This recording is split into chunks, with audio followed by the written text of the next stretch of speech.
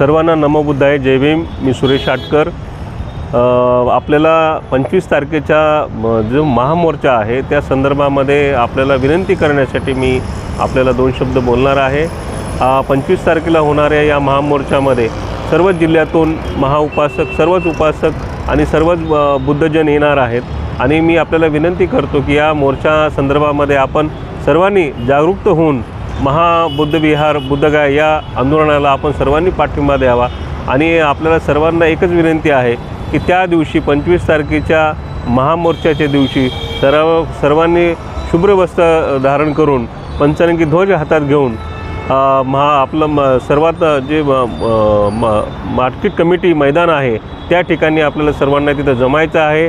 मग तिथून जमल्यानंतर तिथून आपल्याला ITI शिवाजी पुतळा, त्याच्यानंतर डॉक्टर बाबासाहेब आंबेडकर पुतळा, त्याच्यानंतर जिल्हा कचेरीवर आपल्याला हा मोर्चा न्यायचा आहे। याकरिता आपले भिक्खू संघ, भारतीय बौद्ध महासभा आणि सर्वच संघटना या आंदोलनामध्ये मोठ्या प्रमाणामध्ये काम करत आहेत आणि आंदोलन आपल्याला खूप मोठं यशस्वी करायचं आहे।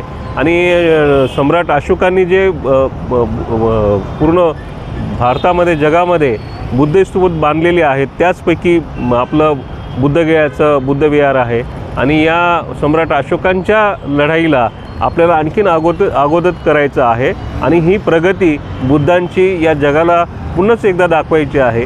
त्याकरिता या महामोर्चाला सर्वच उपासक, उपासिका आणि सर्वच बालक या महामोर्चासाठी आपण आवर्जून उपस्थित राहून हा महामोर्चा यशस्वी करायचा आहे। लोकसभेतला संदर्भ लोकसभेमध्ये आज आमच्या खासदार आदरणीय वर्षाताई गायकवाड यांनी संसदमध्ये आजचा हा मुद्दा आहे बुद्धगयेचा, तो त्यांनी या संदर्भामध्ये निवेदन केलेलं आहे।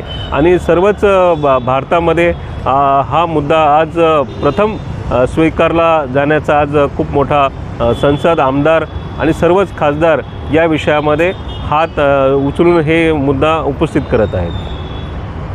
जय भीम।